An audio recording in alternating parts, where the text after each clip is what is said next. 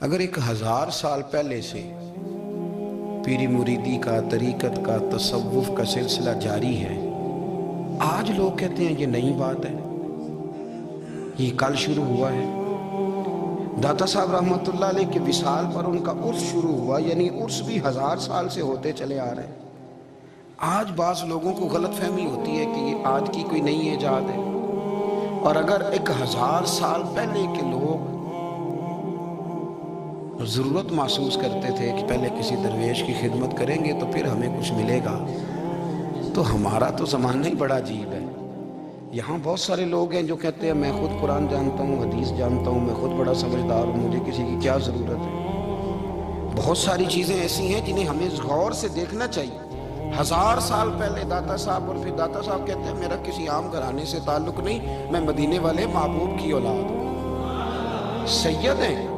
اس کے باوجود ایک جگہ پہ گئے ہیں، تربیت لی ہے، پھر وہ لاہور تشریف لائے ہیں، اور داتا صاحب فرماتے ہیں کہ میں ہندوستان کے اس ایریے میں آ کے بیٹھا ہوں جہاں زندگی کی سہولیات بھی پوری میسر نہیں ہیں مجھے۔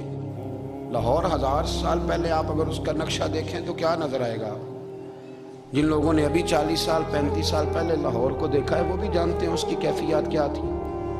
تو ایک 1000 سال پہلے کا لاہور جہاں داتا صاحب تشریف لائے، داتا گنج بخش علی حجویری نے وہاں بیٹھ کر قرآن و سنت کی تشریحات کی، داتا صاحب نے مسجد بنائی۔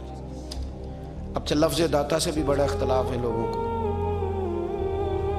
حالانکہ داتا کا معنی دینے والا، اور اللہ کے جو 99 نام ہیں نا، ان 99 ناموں میں سے کوئی نام داتا ہے۔ ایسے لوگ کہتے ہیں جی یہ تو اللہ کا اسم، بھئی یہ لفظ داتا تو ویسے ہی عربی کا لفظ ہی نہیں ہے۔ تو آپ چیزوں کو گھسیٹ گھساٹ کے اگر لے کے نا، قرآن مجید میں آپ اپنے ماں باپ کے لیے دعا کرتے ہیں، رب ارحمہما کما ربیانی صغیرا، یا اللہ ان دونوں کو بخش دے جو بچپن میں میرے رب بنے۔ رب ارحمہما کما ربیانی صغیرا، رب کا معنی پالنے والا۔ تو قرآن مجید نے تو ماں باپ کو رب کہہ دیا تو شرک ہو گیا۔ وہاں اللہ رب اور معنوں میں ہے، ماں باپ رب اور معنوں میں ہے۔ یہاں معنی پالنے والے کے، ماں باپ اولاد کو پالتے ہیں نا، اصل پالنے والا کون ہے؟ اللہ۔ تو اب کسی نے کہا کہ ابا آپ نے مجھے پالا ہے، تو کافر ہوا کہ مسلمان ہوا؟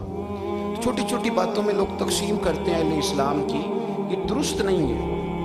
قرآن مجید نے حکم دیا کہ ان کے لیے دعا کرو ان لفظوں کے ساتھ۔ داتا کا معنی ان کا لقب ہے، یہ معروف لقب ہے ان کا، اس کا معنی دینے والا۔ تو بھئی اگر آپ مجھ سے کوئی 2-3 مسئلے سن لیتے ہیں، میں آپ کو دے دیتا ہوں تو شرک نہیں ہوتا۔ میرا استاد اگر مجھے 2-4 باتیں سکھاتا ہے تو شرک نہیں ہوتا۔ آپ کے اور میرے بزرگ والدین ہمیں کو 2-4 ہزار دیں، ہم ان سے مانگ لیں تو شرک، تو یہ اتنی زیادہ وہ معاملہ نہیں ہے۔ آپ اس کو سمجھیں، لوگ الجھاؤ پیدا کرتے ہیں، اس الجھاؤ سے بچنا چاہیے۔ ہم سے بندہ مسلمان تو ہوتا کوئی نہیں، لیکن ہر جمعے کو 2-4 لاکھ کو کافر ضرور کر دیتے ہیں۔ جانے کب مار دے کوئی مجھے کافر کر کے، شہر کا شہر مسلمان بنا بیٹھا ہے۔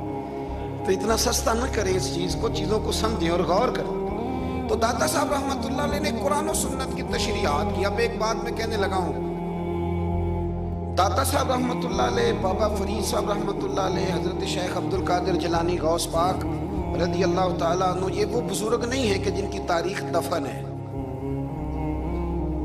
جن کا کوئی پتہ نہیں کہاں سے آئے، کہاں گئے، کیا تھے، کیا کرتے تھے۔ یہ وہ اس طرح کے لوگ نہیں ہیں۔